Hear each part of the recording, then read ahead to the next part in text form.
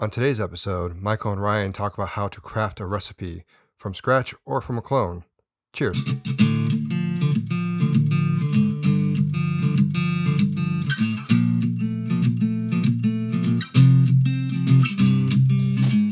Hi, and welcome to another episode of Brewthers-in-Law podcast, where beer is thicker than water. In this podcast, we take a journey of discovering home brewing, craft beer, and more. My name is Ryan, and with me as always is my brother-in-law, Mike. How's it going, Mike? It is going well. Recording session, 2 out of 2. Cheers to that. Cheers to that. I feel pretty snazzy too. We got these fancy little boomsticks with the mics attached to them. Yeah. I feel almost professional. Sixfive has hooked us up. Thank you, Sixfive. So Mike and I are both amateur homebrewers, excited about beer and homebrewing. On Brewthers-in-Law, we aren't looking to act as authorities, but to share our experiences with you. The good, the bad, and the ugly. And we hope you will share with us as well. So that we can tell and learn all the stories out there and grow together in this wonderful hobby that we have. So we're going to start with our first sip. And this was my first sip. It's about that time. I know people hate this coming up. We're going to talk about Christmas. Because it is December. You know, not everybody hates Christmas. That's true. So we're going to talk about what is your favorite Christmas movie. Oh, God, I hate Christmas movies. There are some people. I mean, Christmas music for me, like I do get old with it fast just because it starts so early. Christmas music for me got old when I was about 20 and has yet to not be old. In the Detroit area, there is actually a station on the radio that plays straight Christmas music from November 1st to January 1st. I'm sure that's not unique. And it's probably not unique just to Detroit, but like, have it, and it's awful. It is horrible. Hate it. Absolutely hate it. Thanksgiving hasn't even happened yet. But exactly. Anyhow. We just got done with Halloween, but yet we're going straight to Christmas. In our household, Haley and I have a strict policy where, like, basically the 23rd through the 26th, we can listen to nothing but Christmas music. But at least when I'm driving somewhere, there is a solid embargo on it any other time. Yes. No, I'm strict. I am not as strict as you. Like, as soon as Thanksgiving's done, like I follow the holidays. We have October, we have Halloween, we celebrate that. We have Thanksgiving, we stuff our faces, we enjoy that. And then you have Christmas in which you get gifts and you deal with all that. There are ways this works. So you have to follow the order. But going back, what is your favorite Christmas movie? Yeah, sorry, we got a little off topic there. So I have one very important philosophical question to start this off. Does Die Hard count? I'm going to anger people. I don't count it. It happens during Christmas time. Yes, it's not a Christmas movie. I will have to rethink. No. Die Hard is the one movie that I put on every year at Christmas. So in our household, it counts. So, I mean, they barely do anything with Christmas, really. They say like Merry Christmas at the end. It's a Christmas party. But that's it. It's not like Home Alone where like he is actually like doing Christmas. So if we're going with a more strict fascist definition of Christmas movies, I would have to say it is probably still the cartoon How the Grinch Stole Christmas. Classic. I love Jim Carrey. And I think he did an okay job with it. He does a good job being live. It just didn't need to be live. They nailed the cartoon. Why? Yes. Like, there's no need to change it. I like that choice. I do. I'm a grumpy old man about such things. I know. I actually have two that are tied. One is also on that cusp, kind of like a Die Hard, but I consider it more a Christmas movie because it's I don't count it. I don't even know what it is, fine. But it doesn't count. Home Alone. I love Home Alone. It is during Christmas time, but they're celebrating Christmas during that whole thing. That counts no more than Die Hard counts. Okay, fine. Then So you need another one. I will go to my next one. I agree. Great movie. Should be a Christmas movie, but by your terrible rules, doesn't count. What else you got? Foiled by my own rules.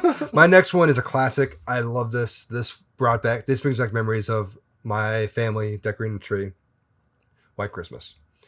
Okay. A super classic. It is black and white, unless you can find the Technicolor version. But like, I mean, the classic songs, not over the top.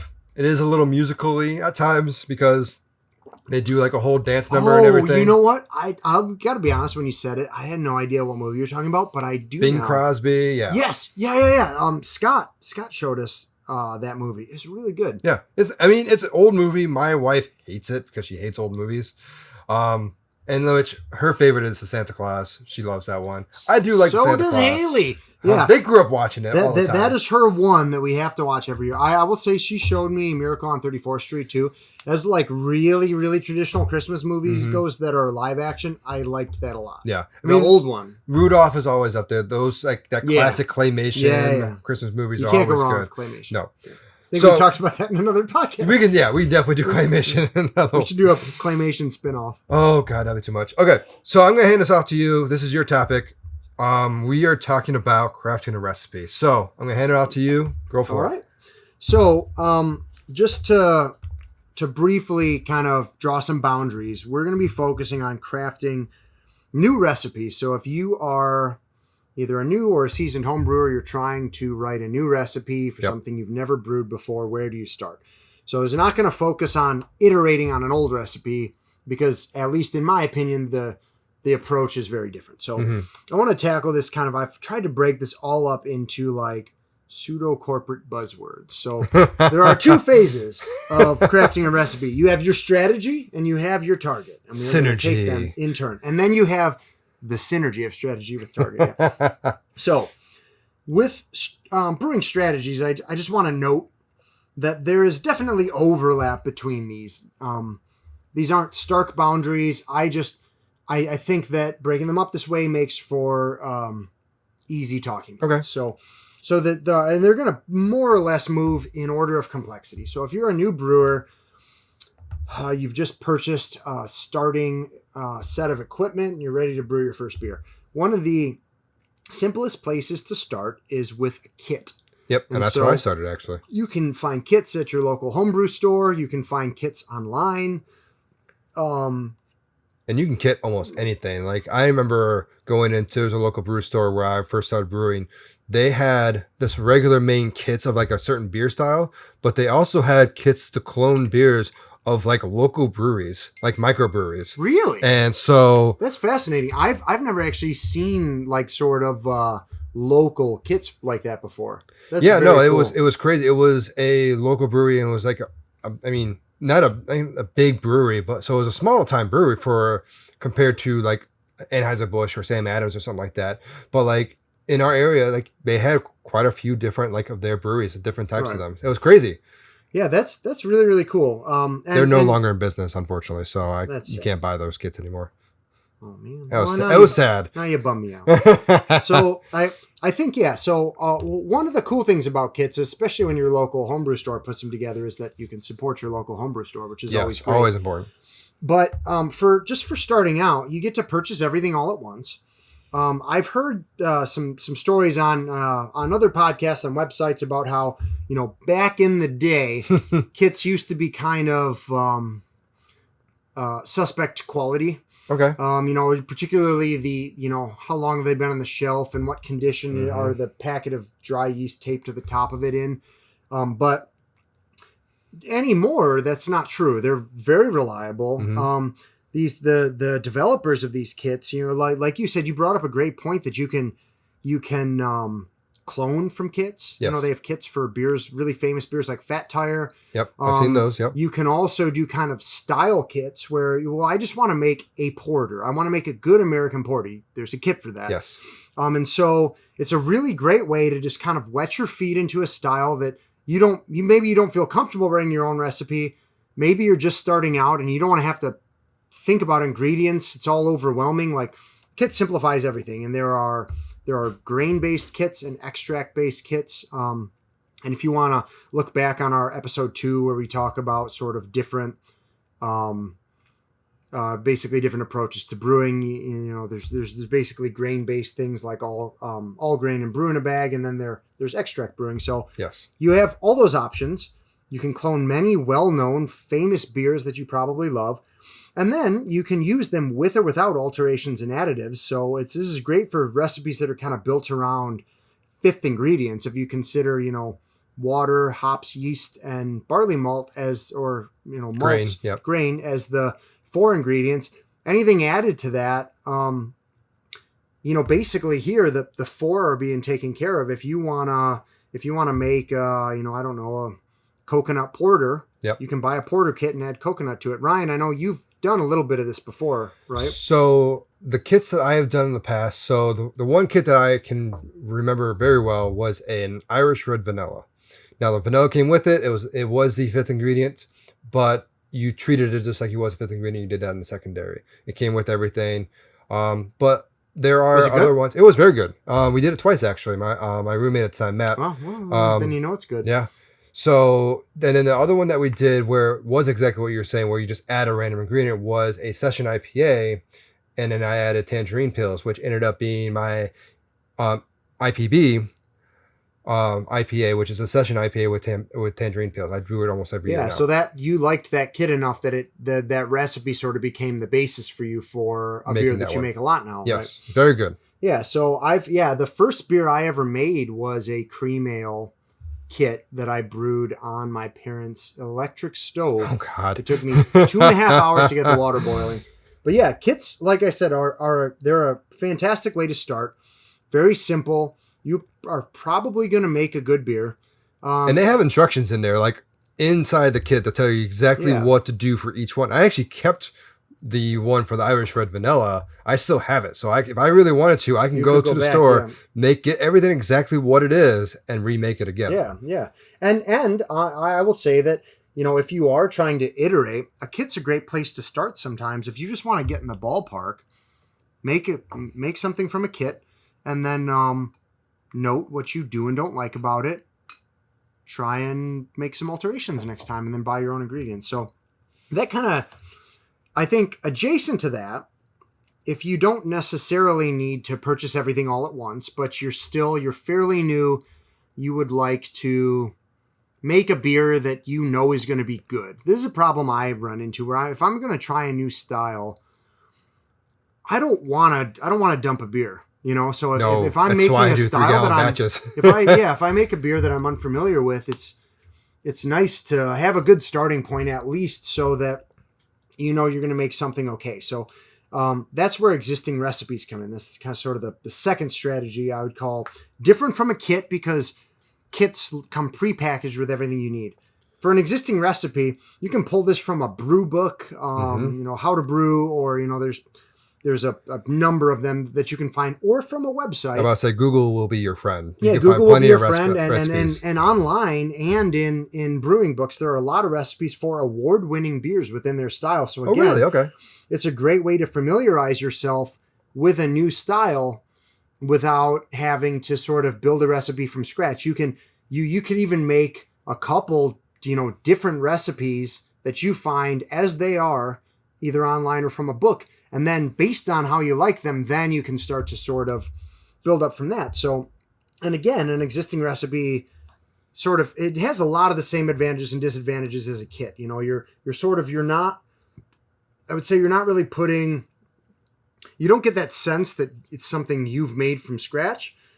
Depends on whether that's important to you, though. If you just want to make good beer, a lot of times it's not a guarantee, but a lot of these websites too have reviews. You can see how other people felt about it. You can read their tasting notes, and then again, you have the opportunity to make alterations. If you say, well, I mostly like this, but I know I really hate these hops, I'm going to switch them out. Or you can add like the fifth ingredient. If you want to make, again, a coffee stout, you can find a recipe for a stout that seems reliable, that everybody likes. You can add coffee to it, and that can be your starting point. But a lot of it comes down to what you like. I have a friend who's also pretty new into home brewing. I think he's about in year 2 of it. He brews what he likes, and he loves himself a good lager. So like he lagers. He doesn't do anything crazy with it. He's done a couple weird ones. He did what was it? It was for Christmas last year. He did I believe like a cranberry beer to kind of add a little flavor. And he said it was good, but he prefers his lagers. Alaskan has a really good cranberry tart. Oh, really? Come out with every year. I don't think he meant go for tart. He just tried to go for like a Christmas flavor. And I was like, again, everyone does something for beer, so it's hard to find your own thing. He thought cranberry for Christmas would be the one to go to. So I like cranberry. And I think cranberry is a very underrated fruit. I take that back. He did cranberry, and he somehow added pine. like that pine flavor and smell Oh, to it. yeah. You can And do like spruce tips, yeah. maybe? So like I did not, disclosure, I did not taste this beer. I do not know what it tastes like, but he said that it was pretty good considering. But he sticks with his lagers. He does a lagering fridge, which I know you do as well. Yeah. And he keeps them rotating all the time. Him and his roommates brew constantly. That's awesome. So yeah, I think again there's a lot of overlap, so we won't dwell on existing recipes long. I think in a lot of ways they're similar to kits. So the next step is what I think of TM as triangulation, recipe triangulation. So basically what you're You just trademark that? I did. Legally binding. So in a strategy like this, you're basically cobbling together a recipe from several existing recipes, and we'll talk a little bit more about our approaches earlier, but the reason I kind of have a term for it is because this is what I tend to do. Mm-hmm. So you can use several recipes to get an idea of the ingredients and kind of the standards used for a particular style. Mm-hmm. You can look at clones for beers that you really like. Yep. If I do that a lot. And then you can kind of you can look at clones for a bunch of beers you like all within the same umbrella and then try and build your own. You can say, okay, I'm trying to build a clone, so I'm going to look at 5 different recipes for Fat Tire, see what I agree with and disagree with, and then try and make my own recipe to clone Fat Tire. You can kind of take that approach. And that's super useful because often in these sort of recipes, brewers will often include pictures and tasting notes, and you can sort of learn from them because a lot of times their recipe doesn't turn out quite the way they wanted either. Mm-hmm. And they'd say, well, if I were to do this again, I might make these changes. Yep. You get to make those changes. Exactly. And this is great because you're not, I think for someone like me who's not a complete novice, but not super, super experienced at writing recipes, and I don't have a really, really intimate level of familiarity with ingredients, but for me, I still get that sense that I'm making a recipe for myself. Mm-hmm. And you might think that is kind of unimportant, but I don't know, for some reason I have this mental block where I always like to feel like I'm not totally 100% following anyone else's recipe. I've kind of made my own decisions and come up with my version of this thing I'm trying to make. Yeah, there's most of mine that I've tried do work on that. There's only one that's really like a crazy one that I have not attempted it yet because it's ridiculous. And I'll talk about that one later. But like most of the times, yeah, it's about trying to find a beer that you like and be like, hey, what can I do to add to this better? Right. Well, yeah, exactly. It kind of gives you an opportunity to inject a little bit of personality. Exactly. And again, sometimes I might set out and say, I don't really care about this beer having my own personality. I'm craving this style, craving a Kolsch, and I just want a good Kolsch. And also, here's the thing. Depending on what the cost is to make a beer, you could honestly save money making it yourself. Like, obviously, like a Bud Light or a PBR, like it's more worth it to go out and buy a 30 for like $12 of PBR. So affordable. But if there's like a beer out there that's a little pricier, you can probably make it for slightly cheaper. Yeah. Yeah, no, that's another really good point. And that again kind of applies to also a little bit to kits and existing recipes too, if you're going for a clone. If you can make something that's close enough for you, it might be cheaper than getting the thing. Or it's something, Kolsch is actually a great example. It's a German style. Some American microbreweries make them, but you don't see a lot on store shelves, at least not around here. So a lot of times it's great to just have a version of something that you can't easily find. Or if you can actually, I know there are some breweries that do this. They do a limited releases, and it's not just seasonal. Yeah. It's just a limited release at this point in time. We're doing it. Like, you won't get your hands on it unless you're actually at the brewery when it happens and you're in line the night before. Right. So you can make a clone of it and always have it with you. So then I think to transition a little bit, those are all kind of, like I said, let me back up. I've made a mistake. There is one more kind of advanced strategy I want to talk about before we move on to sort of target beers. And that is building a recipe completely from the ground up. Very difficult. You could argue that by the time it's frankly, it's probably fairly hard to truly build something from the ground up. If you have decades of experience, you might know all of your ingredients and how they blend so well that you can just say, well, I want something kind of like this. And you can write it all just based on that knowledge. But, I would say also into this, you can, sort of lump any beers. Like if you're trying to brew to a specific style, you could consult the BJCP guidelines. The BJCP basically is they basically prescribe beer styles for judging. Mm-hmm. So it's not meant to say, it's proscriptive. No, it's not prescriptive. It's descriptive. So they're describing what's out there, not telling you have to do things their way.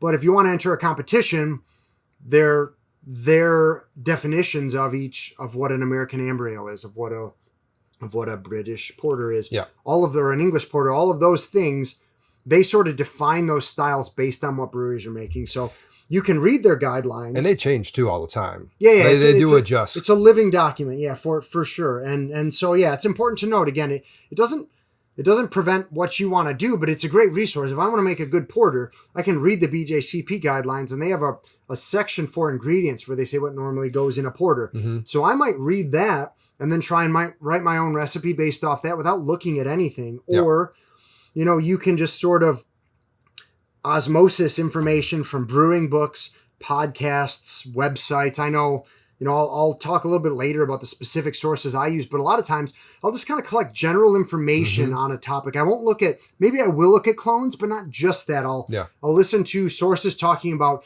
this is kind of generally how this style is made. Or if you want to do this is kind of generally how it's done. And then I'll just take a crack at it. And then sometimes you can compare that to clones to see if you're kind of in the ballpark. But I think it's different from triangulation, even for that. Like, I don't think it's just for super advanced homebrewers. I think if you do enough background research, you can build a recipe from the ground up without starting from a clone. And again, like, this may be a more advanced approach, but there's stylistic differences. If you're making like some kind of Belgian Abbey beer, those are very complicated. If you're making an American light lager, like a Hefeweizen or something, those are fairly simple in terms of their ingredients. So it'd be way easier, way earlier in your brewing career, you could write a good recipe for those styles than you could for something with a lot of nuance and a lot of ingredients. Anything to add? No. It's definitely difficult to make one. Like I said, I got one I'll talk about later. So okay. So then I think moving on, and then this I think will go a bit faster, but to talk about just sort of the target, I think the other, you have all these strategies, and another important component of crafting a recipe is, what are you trying to make? And I think the first thing, and where a lot of people start, is just a clone or an inspired by version of a beer that you really love. So again, you can kind of, you might be trying to combine the best aspects of like a couple beers you love. You might be inspired to make, for instance, the first beer that Haley and I made when we started brewing again together at the house was a clone of Alaskan Amber. So, that's going to kind of dictate how you go about what strategy you take if you're trying to make a clone. I don't think cloning is not really something that you've dabbled with yet, right? You've generally stuck with fairly unique beers so far, Ryan. For the most part, there have been a couple like I take as a base and then I add to it is what I usually do. So because it's just hard to find something that's no one else has done. I like doing something no one else has done for the most part. Yeah, and then we'll get into that a little bit later. Kind of why, what drives you in terms of, kind of your strategies and your targets. So I think another easy target is to brew to style. So I don't know, I'm not trying to clone a specific beer, but I really like American brown ale, and I want to make a classic example of a brown ale. Yep. It's a great place to start. Again, you can use the BJCP guidelines. There's again, there's still, though, a lot of overlap with cloning, because ultimately, if I want to make a great brown ale, I really like Moose Drool. which is made. I know it's made in Denver. I think I thought that was Big Alaska. Sky. Big Sky. Oh, Big Sky. Okay. Made by Big Sky. So I believe it's a brown ale. Sorry if I'm wrong, but so that's a really good brown ale. If I know I want to make an American brown ale, I'm going to consult that one. Okay. So I think, again, there's some overlap, but you can sort of avoid clones and just look at BJCP guidelines, read brewing books, and try and brew something that is not a specific beer, but is to style. So this is a great way to try and make different types of beer and to kind of come to understand how the ingredients you're using produce different beer styles. What makes a porter versus a stout? If you try and brew a porter to style, then you try and brew a stout to style, you'll have a better understanding of that. And I think you can also, again, make great beer that tastes like, for example, German or Belgian beers you can't easily find nearby. A great place to start is just try and make a classic version of whatever that thing is. And there's nothing wrong with trying to find out, because that's a great way to start from trying to like create something of your own. Like you start with making the beer itself, and it's like, okay, so I made this. Right. What do I want to do? What do I want to do to make this better? How do I make it to perfect? me? Yeah. Like exactly. Because and the bottom line, it comes down to what you want. Right, you're brewing it, you're drinking it. You want what you want. That's at the end of everything. Yeah. Yes. And yeah, so you can also dive into historical brewing practices this way. And it's also, brewing to style is also possibly a nice check to prevent your beers from being unbalanced. Yes. So you could think, if you brew strictly to styles, you might be stifling creativity. That's probably true. But on the other hand, it'll also hopefully kind of help you curb your worst impulses and make sure you're making something that's balanced. So yeah. I think, the only last one I'll define is like what I would call like an exhibition beer. So you're trying to bring out the qualities of a specific ingredient. Maybe you're using a hop you really love, like Citra. Yeah. And you're like, I love Citra. I'm going to make a beer built around expressing Citra hop flavors. Or say you want to add coffee to a beer. So you build a beer around something like coffee. And you basically build your whole recipe around either getting out of the way of coffee flavor or accenting coffee flavor with complementary flavors. I think there's kind of two different, sort of ways you can tackle an exhibition beer. And this is often commonly used in hops. You'll see things called single hop beers or smash beer, which is a single malt and single hop beer, which is, basically you keep it really simple. You use a ton of one type of hop and you really want to bring out that flavor. So, and again, I know like in your own brewing, Ryan, like especially since you like to use a lot of fifth ingredients, you've used Earl Grey tea, you've used coffee. I feel like you've brewed a lot of beers like this. Yeah, it's different, and trying to find what goes with certain ingredients. Like there's a beer I do that's called All Damn Day. It's a Kolsch, and all it is a simple cucumber Kolsch. But I won't take cucumber and put it into a stout or porter because I know it won't work very well. So I won't use those malts and grains and hops and everything else for a porter with cucumber. I will do it with something lighter that bring out that flavor of the cucumber, because that's what I want to do with it. Yeah. So then I guess I have lumped everything else into a category just called etc. So some people, first of all, just don't worry about style guidelines. And there's really, I think they can be helpful. And I think depending on who you are and what kind of beer you like and what your goal is, they may not help you. They may help you a lot. You don't need to worry about them though. And but that's how beers are made though. Like you think about it, the New England IPA is a fairly new type of beer.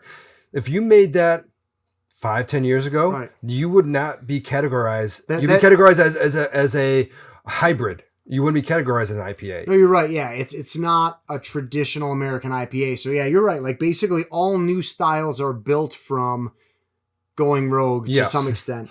And again, sometimes you mostly make a beer to style and then you go rogue.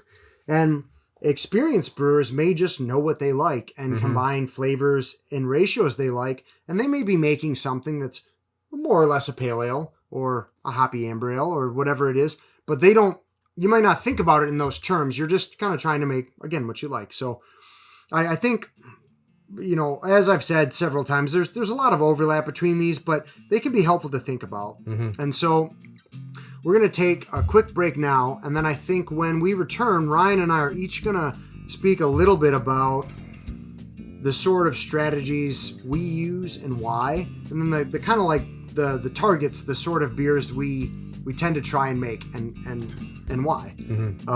So yeah, that'll be after the break. All right, see you after the break.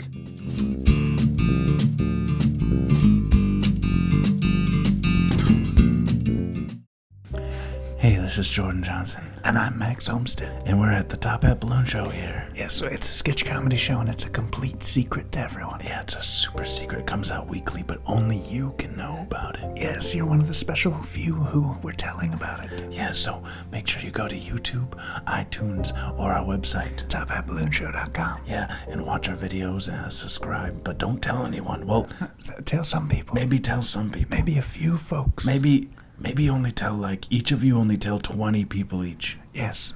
Then it'll still be small and cool, but... Yeah, but it's a secret, okay? Yeah. It's a secret. Keep that in mind. The secret Top Hat Balloon Show, okay? Goodbye. Hi there, I'm David. And I'm Kate. And we're the hosts of another Zelda podcast. There are so many good podcasts out there, and some of them in particular concern the Legend of Zelda. That's right, Kate, and we are another one of them.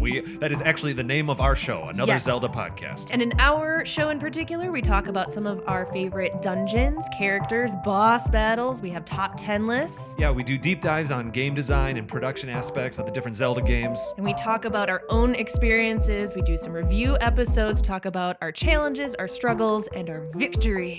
That's right. Really just almost anything that has to do with Zelda, we like to talk about it. A new episode comes out every other Friday, and you can subscribe to the show on Apple Podcasts, Google Play, and YouTube. And you can also check out our episodes on our website, anotherzeldapodcast.com. That's right. All right, we will see you there. Okay, bye!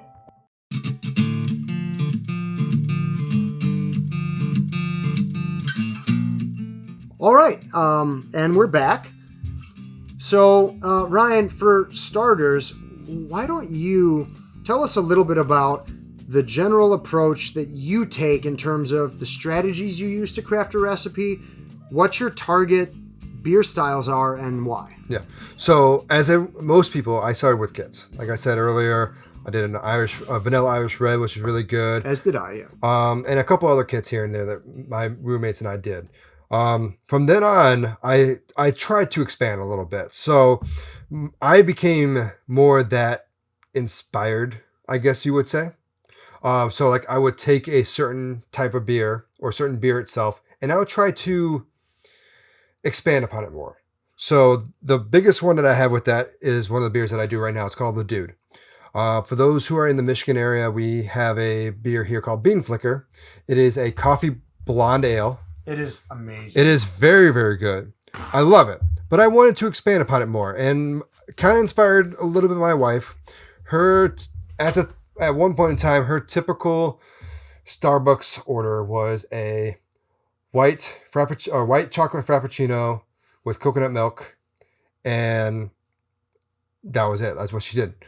So I was inspired by that, and I took that Bean Flicker, that coffee ale, and I added toasted coconut and white chocolate nibs, and comes out phenomenal as far as I can tell. Oh, it's so good. It's usually the first or second beer I brew in the season. So where did you get the base recipe for the blonde ale from? I literally took a clone from I found a clone online for Bean Flicker. So I found a base for that. Okay, yeah. So you were literally starting with like an existing clone recipe. Yes. So I started with the clone recipe and I added to it, and that's most of my beers. Like I do, like I said, a cucumber Kolsch. I took a Kolsch recipe, I added cucumber and made some variations to it.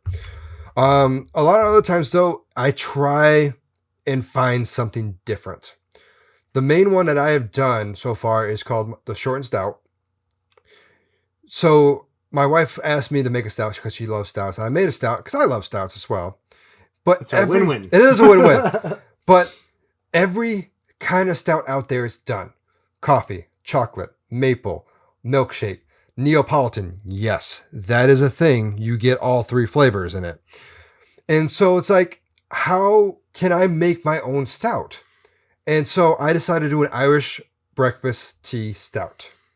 And so it's the last beer I brew of the season because I stopped brewing in the winter here in Michigan because it's a pain to deal with frozen water and snow and everything else. But I literally just add Irish breakfast tea in the end. The other one that I do that is just this is probably the most. I have not tried this one yet. It is a crazy recipe. It's called the Irish Complexion. And pretty much I took two very, very different styles of beer. Cream ale, which is a light, easy drinking beer. It's basically an American lager if it were an ale. Yes. And an Irish red. And I'm combining these two together. I have not tried it yet. It's on my docket to do maybe this year or next year. I know you want me to do it this year. I think you should make it. It sounds delicious. It does. So how would you go about combining the kind of the qualities of those two? Well, where do you start with something like that where you're trying to combine qualities of two styles? a lot of the times the color is what I want red. So a lot of the grains I did with the red. The other additives to make it cream, the hops, and a few other grains bring it in. I have not looked at this recipe. I could not tell you what exactly is in it. Sugar, right? Usually for a cream ale, you add a little bit of sugar to dry it out. A little bit of, I'm trying to remember my recipe. I haven't looked at it in a while. It's a little bit more of I think it's crystal actually that helps bring out a little more of the sugar. So, and as we talked about in a previous episode, crystal malt is something that kind of gives you more coloring, but does give you a little flavor as well. So it's a daunting thing. I'm terrified to do it because I don't want to make 3 gallons, even 3 gallons of it and be like, oh my God, this is the worst thing I've ever created. But like that is you were saying the ground up. That I kind of looked at it. Okay. I looked at an Irish red recipe. I looked at a cream ale recipe. I'm like, okay, what do I need to do to add these two together and make them work? What are the essential features of the both that I can keep to have?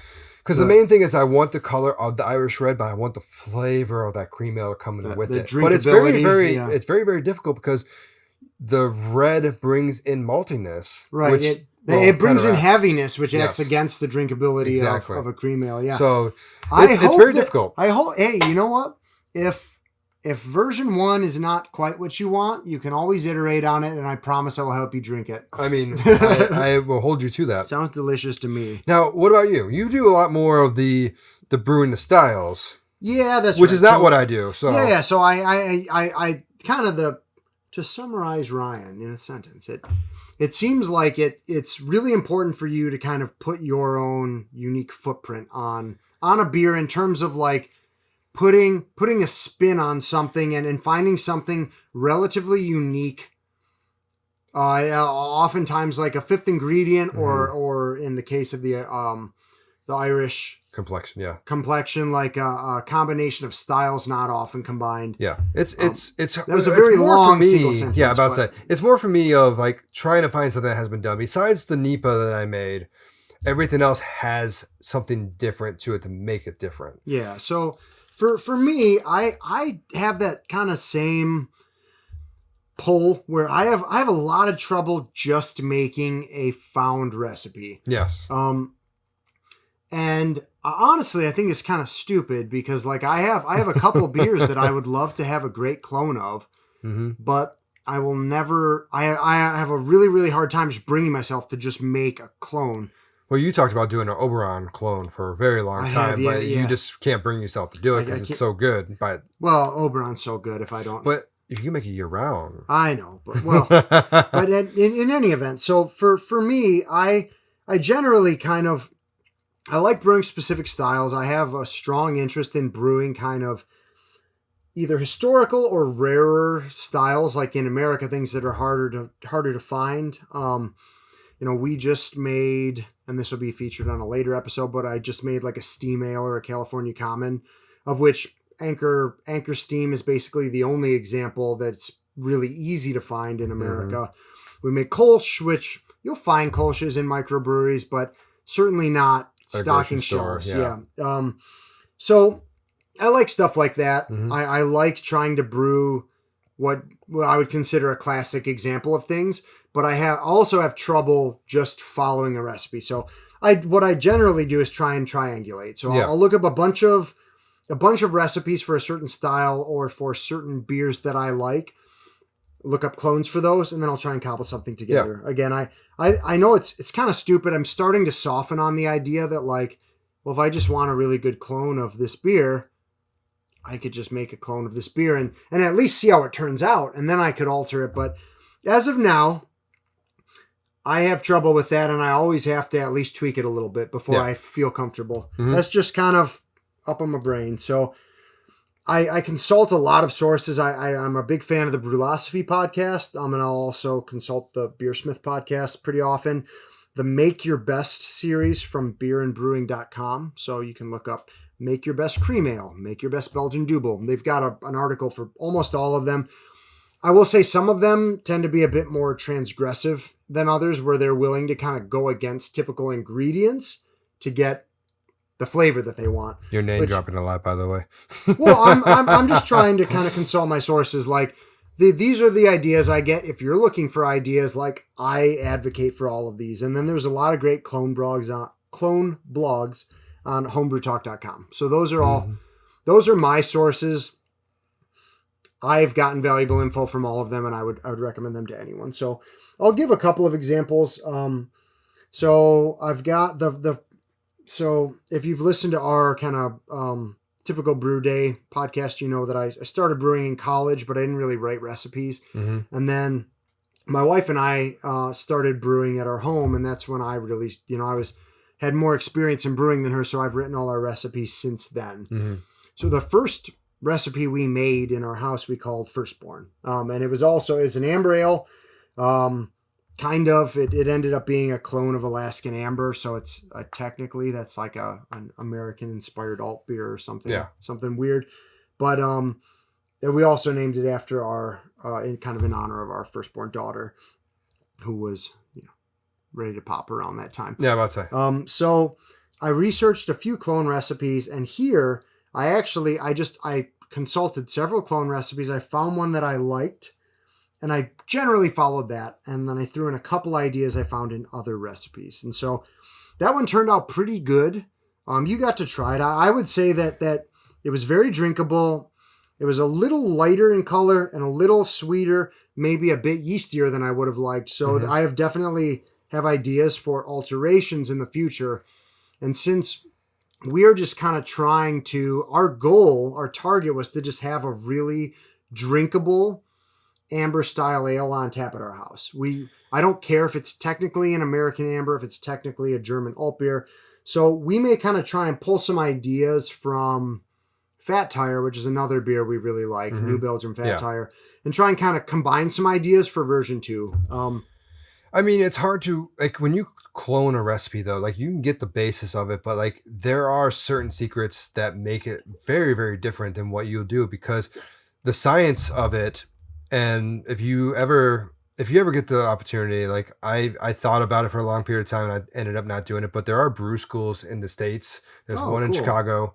Obviously, there's big ones, obviously, in Germany, but they teach you the actual chemistry of what yeast can do and how it can affect your taste. So as I spoke about in our misadventures, I made a certain beer from a certain brewery that I'm not allowed to talk about. And they clearly did not give me the yeast strain, but they gave me a yeast that's similar to it, which a good equivalent. A good equivalent that you can Close buy on the enough. shelves. Exactly. Yeah, close but they keep theirs on the lock and key. Oh yeah. A lot of breweries have house strains where they've sort of, it may have started as a certain strain, but then they isolated it from somewhere, but now they've maintained it, and it may have kind of developed a character of its own. So another example, the most recent, the most relatively recent beer we brewed was a Kolsch. And so for this, my wife and I, when I graduated college, we took a trip to Germany together, and one of the places we went was Cologne, or Köln in German. Only I'm sure that I'm mispronouncing that. Someone will correct you, don't worry. Yes. So Kolsch is the style of beer brewed in Cologne. It's lager-like, but it's technically an ale. It's very light, super drinkable. It was delicious. Very good. And I just have strong memories of like sitting in beer gardens and in restaurants in Cologne drinking Kolsch. So for me, I wanted a very by the book Kolsch, and not even like an American style. I wanted it to take me back to Germany. And so that was kind of, we looked up several recipes. I read about ingredients. I listened to podcasts. I tried to disseminate, like, what do American homebrewers do versus what do traditional German breweries do. And I tried to base my recipe around like a very traditional German Kolsch. And I think that one turned out very well. It did turn out very good. I remember having it when we were on vacation, actually. Yeah. So that was one. Again, it was sort of triangulated from several sources. But again, like I was really going for a true to style approach. Mm-hmm. And then the last one that I'll mention was the one that we've made so far at the house where we've kind of gone rogue. And that was a beer we called Grapefruit Diet. Yeah. And so that was that. I think Haley still considers this her favorite beer that we've made. It's definitely up there for me. We took, it's a cream ale. And we had wanted to make something light and summery because it was sort of early. I think it was like May. And I thought I maybe wanted to make a cream ale because it's a cool, like if you look up the history of a cream ale, it's a uniquely American beer. It's one of the few styles that really like has its roots here. Yeah. And so I ended up actually the Make Your Best Cream Ale web page from beerandbrewing.com just really spoke to me. I loved the rationale behind it. I went with that recipe verbatim. It's I think the only time I've ever done that. But then after we had made it, we poured in, I forget it, like a cup or two of grapefruit juice. And we also brewed it with some grapefruit peel during the boil. So during the boil, okay. During the boil. So yeah, we boiled a little bit of grapefruit peel and we actually added juice to I believe secondary fermentation or no, we added it when we kegged. Oh yeah. And so that was kind of the only time where we've really gone way off style like that. And it was delicious. It really worked out. Maybe it's something we should try doing again. But you know, that was sort of the one time that I went kind of similar to you, Ryan, your general approach, where I was like, I knew basically what I wanted to make. I was comfortable using someone else's recipe for it, but we just didn't want something that simple. We wanted to somehow inject our own pizzazz into it. Mm-hmm. And I'm not trying to claim that no one has ever made a grapefruit cream ale, but I had certainly never seen a grapefruit cream ale. I've seen grapefruit peel added to a lot of IPAs. Yes, they do that a lot. And so that was kind of our twist. It was her idea, so it was really cool because, you know, like I said, I write a lot of our recipes, you know, just because at least so far, like I just kind of understand the ingredients a little better since I've had more experience in college. Yeah. So this was a cool collaborative effort where we sort of came together. Our joint ideas made something that I thought, at least in my experience, was really unique. Yeah, I've seen, I do have some other friends that do similar things to that, actually, where they take a certain style and just add a flavor to it at the end. Just a little something. Yeah, I got friends, actually more friends, my wife, Micah and James, who started home brewing just last year. They do a cream ale as well. They add fresh blackberries. Ooh. So like into the secondary, they added a whole bunch of them, and they freshly picked them, like because they're. I think Micah's family has like a huge like blackberry bush and everything. Like it grows like crazy, and they have a crap ton of them at the end of the season. It's something we've always wanted to do. We've got some raspberry bushes, and I really want to. You need a lot of them for that flavor. I know that's the problem because we don't get a lot of them. Yeah, so they do that, and another one that they did that was really interesting was it was the chocolate orange porter, in which they literally put orange juice. It's supposed to mimic a chocolate orange, which I know some people hate, some people love. You either hate or love it. I love chocolate orange. I don't know how I feel about it mixing with beer. But sorry, guys. they did chocolate nibs. They did orange juice. To me, I think they did a tiny bit of orange juice. Sorry, Micah, but it was still good. Yeah, it's all personal preference, and it was still very, very good. It was a very good beer. I loved it. It did clog up my kegerator because of all that orange juice pulp and everything. Oh, no. Micah used non-pulp orange juice. But it was very, very good beer. And it's such a simple thing to add just that little extra flavor to a certain beer that you like. Yeah. Yeah. And again, you know, especially starting out and if you're the type of person who, you know, I'm definitely comfortable with the fifth ingredient, but a lot of times I like to make a classic beer. Yeah. I get both sides of it. I know our father-in-law is essentially, he adheres to the German purity law where 4 ingredients and done, or else.